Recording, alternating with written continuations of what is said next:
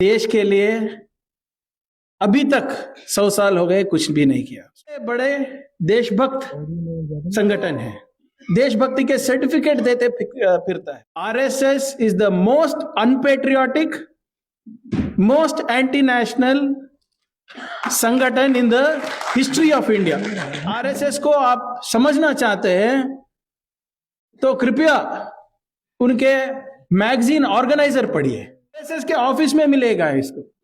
हमारे स्वतंत्र आंदोलन में उनका कोई पात्र नहीं था, ना क्विट इंडिया मूवमेंट में, ना डांडी मार्च में, ना सिविल डिसोबीडियंस मूवमेंट में। छोड़ो आंदोलन को कैसे तबाह किया जा सकता है।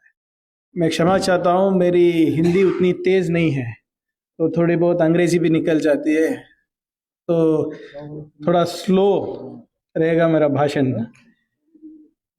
पहले तो मैं तहे दिल से शुक्रिया अदा करना चाहता हूँ समाजवादी समागम का कि आपने मुझे इस काबिल समझा कि आप मुझे यहाँ पर न्योता देके ये जो बहुत बड़ी हमारे समाज में फैल रहा है आरएसएस, उसके बारे में बात करने की। आरएसएस को वर्तमान में समझना है तो थोड़ा बहुत उसके अतीत को जाना पड़ेगा। राष्ट्रीय स्वयंसेवक संघ डॉक्टर केशव बलिराम हेगडेवार जी ने सितंबर 27, 1925 नागपुर में स्थापित किया। नाम तो है राष्ट्रीय स्वयंसेवक संघ, पर देश के लिए अभी तक 100 साल हो गए कुछ भी नहीं किया उसने। आवाम को लगती है कि वो सबसे बड़े देशभक्त संगठन है और वो देशभक्ति के सर्टिफिकेट देते फिरता है। जैसे आपने डॉक्टर साहब ने बताया, चंद मीडिया है, तुम देशभक्त हो, तुम देशद्रोही हो। चंद संगठन है कि वो देशभक्ति का सर्टिफिकेट देते फिरते हैं। But the fact is RSS is the most unpatriotic, most anti national संगठन in the history of India.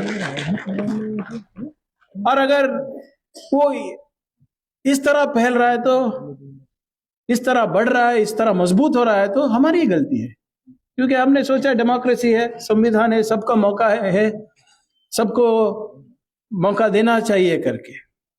But ये हमारी गलती हो गई। अगर आरएसएस को आप समझना चाहते हैं तो कृपया उनके मैगजीन ऑर्गेनाइजर पढ़िए।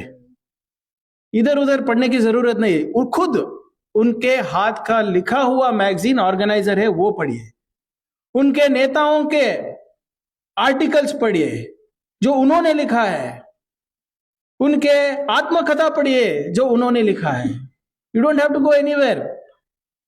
जो उन्होंने लिखा है जब आप पढ़ेंगे तो उनकी आलोचना आपको समझ में आएगी, उनका क्या सिद्धांत है वो समझ में आएगा। मैं उनके इतिहास पे ज्यादा मैं बात नहीं करूंगा, सिर्फ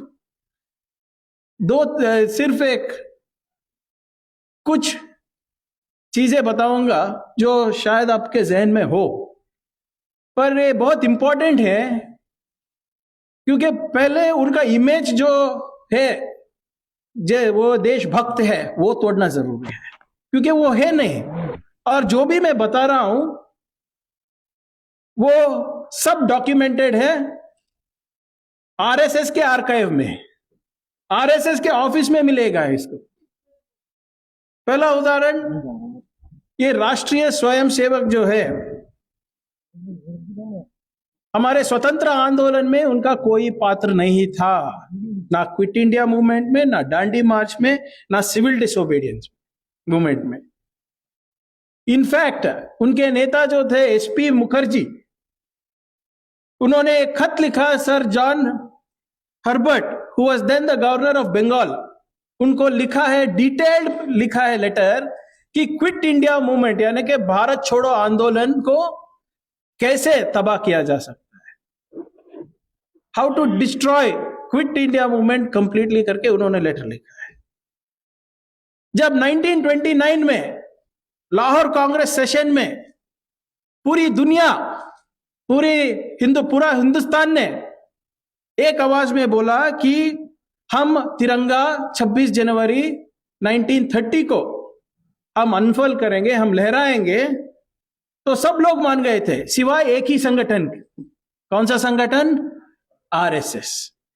आरएसएस के डॉक्टर हेडगेवार ने एक आदेश इशू करते हैं कि हम जनवरी 26 को तिरंगा नहीं लहराएंगे, हम जनवरी 21 को लहराएंगे और हर आरएसएस शाखा में लहराएंगे। कौन सा झंडा लहराएंगे? राष्ट्रीय ध्वज अर्थात भागव ध्वजा, तिरंगा नहीं, उनका ध्वज, भागवा ध्वज, आरएसएस का ध्वज। और वो ये ऑफिशियल ऑर्डर अगर आपको पढ़ना है तो हेगड़ेवार के एक बुक है जो पब्लिश हुआ है, पत्र रूप व्यक्ति दर्शन, डॉक्टर हेडगेवार, उनका ही पब्लिकेशन ने किया है। ये सब मेरी बातें नहीं है। और जब 1947 को जब हमको स्वतंत्रता मिली तो ये आरएसएस आउटराइटली हमारे तिरंगा को रिजेक्ट करती है, आउटराइटली हमारे तिरंगा को रिजेक्ट करती है। उनके मैगजीन ऑर्गेनाइजर में अगस्त 14, 1947 एक आर्टिकल आता है तिरंगा के बारे में। क्या बोलते हैं उसमें?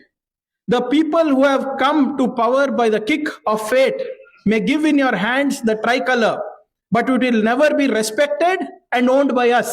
Us kaun hai idhar? RSS. The word three in itself, an evil and a flag having three colors, will certainly produce a very bad psychological effect and is injurious to a country. क्या बोल रहे इधर?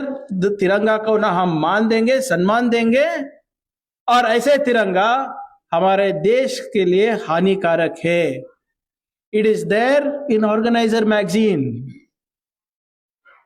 52 years RSS के headquarters में तिरंगा नहीं लहराया, ना नागपुर में लहराया, ना झंडे वाले में लहराया। 52 years, जब 2002 में कोर्ट का ऑर्डर आया तभी लहराया। 50 साल लगे उनको तिरंगा लहराने में, क्यों नहीं लहराए? वो सिर्फ तिरंगा नहीं, हमारे संविधान को भी नहीं मानते। इधर ही दिल्ली में एक नहीं, दो नहीं, 10 नहीं, 150 बार रामलीला मैदान में प्रोटेस्ट किए हैं। जब बाबा साहेब अंबेडकर, जवाहरलाल नेहरू जी हमारे कॉन्स्टिट्यूएंट असेंबली में संविधान के बारे में जब डिबेट हो रहा था, लोकार्पण हो रहा था, तो इसी आरएसएस वालों ने 150 बार रामलीला मैदान में प्रोटेस्ट करके हमको संविधान नहीं चाहिए, हमारा संविधान मनुस्मृति ही रहना चाहिए करके बोले। ये इतिहास है उनका।